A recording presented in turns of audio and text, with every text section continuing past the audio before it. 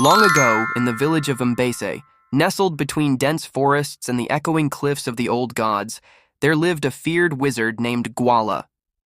Gwala was a man of deep shadows, his eyes always covered by a cloak of mist.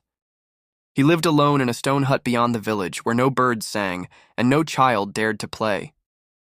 Gwala desired a wife, not for love, but for power. He believed that if he bound the heart of a woman pure in spirit, he could draw from her joy and youth to keep himself strong forever. In the same village lived Amale, a girl with eyes like morning dew and laughter that warmed the old and made infants smile. She danced with the rains and sang to the moon. Gwala watched her for many moons before casting his spell. One evening, as Amale walked near the river, Gwala appeared with a whisper. He blew a black powder into the wind and her mind fell silent like still water. She forgot who she was. She forgot joy. She forgot her name. In her heart, only the voice of Gwala remained. He took her as his wife, and the village mourned in silence, too afraid to speak against the wizard. Years passed, and Amali's light dimmed. Her skin grew pale, and her songs died in her throat. Until one day, a traveler from the village of Zitulele named Kaya arrived. He was a skilled healer, searching for rare herbs in the forest. When he saw Amale by the well, he greeted her. She did not speak, but something deep inside stirred. The next day he returned, and the next. With every word he spoke and every story he told, the fog inside Amale began to lift. One evening as the stars blinked open, Kaya sang her a song his mother had taught him. It was a song of lost things finding their way home.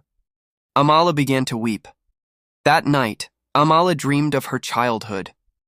She saw her mother's face, her father's laughter, and remembered her name.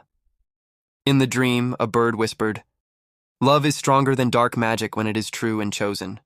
The next morning, Amale took Kaya's hand, and together they walked toward Gwala's hut. The wizard stood outside, already waiting, his face twisted in rage. "You cannot take what is mine," he bellowed. "She was never yours," Kaya replied, standing firm. Gwala tried to summon his magic, but Amale stepped forward and sang. It was the song Kaya had taught her, the song of finding home. Her voice burned like fire. Gwala screamed as his cloak turned to ash and his body to dust, scattered by the wind. Amale was free. She and Kaya returned to Zitulele, where they built a home near the river and planted a garden full of flowers. Amale sang again and the world listened, and from that day on it was said in both Mbese and Zitulele, "Even the strongest spell cannot hold a heart that remembers love."